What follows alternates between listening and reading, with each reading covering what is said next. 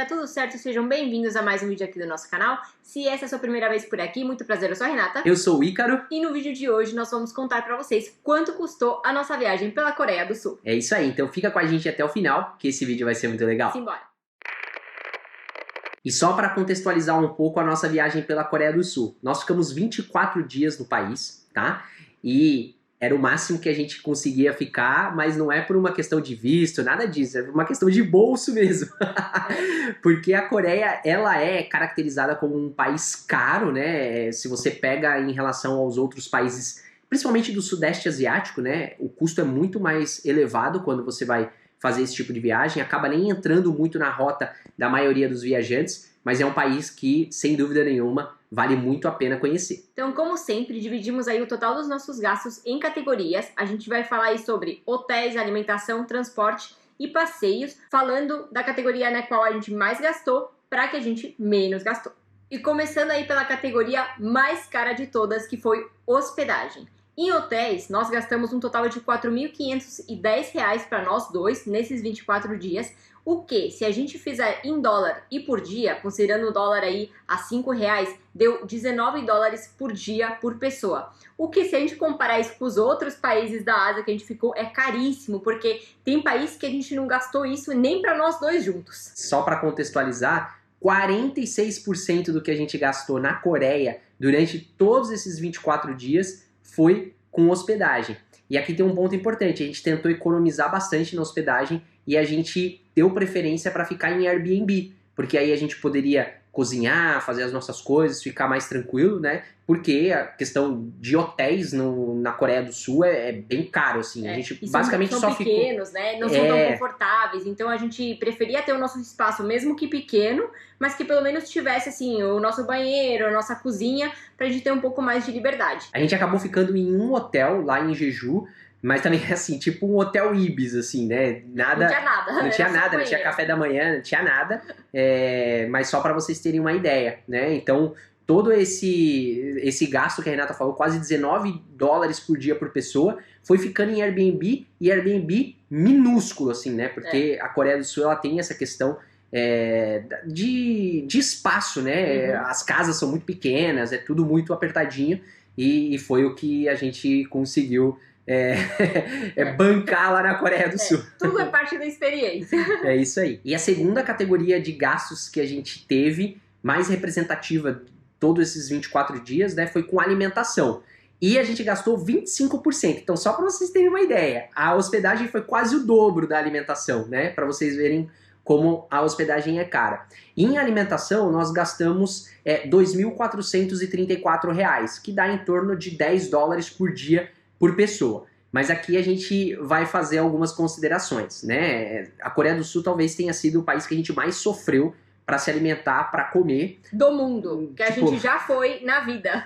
Do que a gente já foi na vida. Porque, assim, a comida local, ela é muito diferente, assim, do que a gente está acostumado, né? Então, a gente não se adaptou muito bem, o que praticamente inviabilizou a gente ir em restaurante, todas essas coisas, né? Então, assim... Que também não era barato, né? Que também não era barato. Então, basicamente, como a gente estava em Airbnb, a gente ia ao supermercado, comprava as nossas coisas, né? Levava e cozinhava. Mas, assim, comida extremamente básica, porque não é barato também, mesmo para fazer o supermercado não é barato. Mas só para vocês terem uma ideia, assim, o custo-benefício, ele não foi legal, assim. Mesmo não sendo tão caro, né? 10 dólares por dia por pessoa... o custo-benefício foi bem... A qualidade da alimentação que a gente teve na Coreia versus os outros países que a gente já passou foi muito mais pobre, vamos dizer assim, porque também quando a gente acabava comendo na rua, como a gente já não sabia mais o que escolher de comida local, a gente acabava comendo tipo McDonald's, pizza, então a gente acabou comendo muito fast food mesmo nesses dias, e quando a gente comia também no Airbnb, pelo menos a gente conseguia ter café da manhã, fazer outras refeições, mas por exemplo, em hotéis, a gente acabava fazendo, por exemplo, o café da manhã na 7-Eleven, que era o mais fácil, assim, para comprar um café, para comprar alguma coisinha para comer. A nossa alimentação, ela foi bem restrita, assim, às principais refeições, né? Não é que, por exemplo, a gente pegava um sorvete toda hora, pegava um chá, pegava um suco, como a gente faz em outros lugares. Como a gente faz em outros lugares. Não, foi bem assim, bem restrito mesmo, porque custa bastante. E a nossa terceira categoria foi transporte. A gente gastou R$ 2.316, que foi equivalente a um 23% do nosso orçamento, e foi uma categoria cara. Mas por quê? Aqui estão considerados os voos que a gente pegou, então, de Seul para Jeju e de Jeju para Busan, que a gente pagou aí uns $45 por pessoa, e também está sendo considerado o nosso trem-bala que a gente pegou de Busan para Seul. E, obviamente, também todo o transporte público, que foi basicamente o que a gente usou em todas as cidades, o transporte público que a gente usou em todo o tempo aí que a gente ficou no país. Esse trem-bala foi caro, hein? Só para ter uma ideia, os 2 voos que a gente pegou, a gente gastou $45. Só o trem-bala, 3 horinhas de viagem, foi quase $40 por pessoa. Então... Mas valeu a pena, gente. É uma super experiência. Valeu super a pena. E assim, o transporte público na Coreia do Sul é incrível, assim. Então a gente praticamente fez tudo de metrô, de ônibus. Uma coisa importante nessa categoria é que, para quem assistiu os vídeos, viu que em alguns momentos a gente teve que pegar táxi. E táxi é caríssimo na Coreia. Então também estão os valores aqui dos táxis que a gente teve que pegar em Seul e em Jeju. E a última categoria, que assim, nem é tão representativa assim, 6% dos gastos, que foi com passeios e outros, nós gastamos R$630. Mais ou menos aí $3 por dia por pessoa.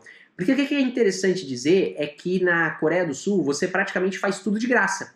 Porque a experiência da Coreia do Sul é estar na Coreia do Sul, né? Exato, pra gente foi acho que a diferença é só você viver lá. É um país muito diferente, mesmo dos países da Ásia que a gente já passou, e a experiência mesmo é você viver lá no dia a dia, ver todo esse desenvolvimento, ver os costumes diferentes, os hábitos, enfim, tudo funcionando, o transporte ótimo, a experiência mesmo é estar no dia a dia das cidades. Então a gente praticamente não fez nenhum passeio pago, tour, nada que a gente tenha feito em outros países. Alguns lugares a gente teve que pagar a entrada, mas assim, são valores muito baixos assim em relação ao que a gente está acostumado a pagar geralmente em tour ou coisa do tipo. Então basicamente você conhecer o local mesmo, conhecer o país, e você praticamente não gasta nada em relação a passeios ou coisas do tipo. Exato, só para vocês terem ideia, dentro desses R$630 aí que a gente pontuou, teve a entrada aos palácios, teve a torre de Seul, que foi cara, teve o chip de celular também, que foi caríssimo. Então, só nesses 3 aí tem mais de R$300, mais da metade aí desse valor todo. Então, realmente não foi caro. E as experiências que a gente teve dos lugares que a gente visitou, por exemplo, aquela vila cultural lá em Busan, é tudo gratuito. E afinal, quanto a gente gastou nesses 24 dias na Coreia do Sul? Ao total, nós dois, em reais, deu R$9.890. Que dá em torno aí de $1.980. Se a gente for considerar por pessoa, R$4.950. Se a gente for analisar o número friamente, não é tão caro, né? Principalmente se você considerar isso como uma viagem de férias. De férias. Você, por pessoa, gastar em torno aí de R$5.000 para passar 24 dias na Coreia do Sul, não é tão caro. É muito parecido com o gasto que a gente teve, por exemplo, no Vietnã em 25 dias, né? Só que aí que tá o ponto, né? A qualidade de experiências que você tem na Coreia do Sul, o custo-benefício não é tão bom quanto em outros países do Sudeste Asiático, né? Porque, como a gente comentou, a Coreia do Sul é um país extremamente desenvolvido, muito organizado, seguro, tudo funciona, as pessoas são extremamente civilizadas, então você estar lá e poder vivenciar esse desenvolvimento todo, que a gente não está acostumado, né, é a experiência do local. Então, o custo-benefício de todas essas categorias que a gente colocou não é bom, né, porque é um país caro. Só para ser um pouco mais, talvez dar uma ideia para vocês, não foi tão confortável, eu diria, assim, não foi tão confortável quanto o Vietnã, por exemplo, que é a comparação que a gente tá falando. A gente gastou isso no Vietnã, tomando sorvete todo dia, tomando chazinho fazendo todo massagem. dia, fazendo massagem direto. Então, foi uma viagem diferente, tá? É isso que a gente quer dizer. Não é que é uma viagem ruim, muito longe disso, foi incrível. A Coreia é incrível. E a gente super recomenda, mas não é uma viagem igual a que você pode fazer num país que é mais barato. Exatamente, não é a mesma qualidade de viagem.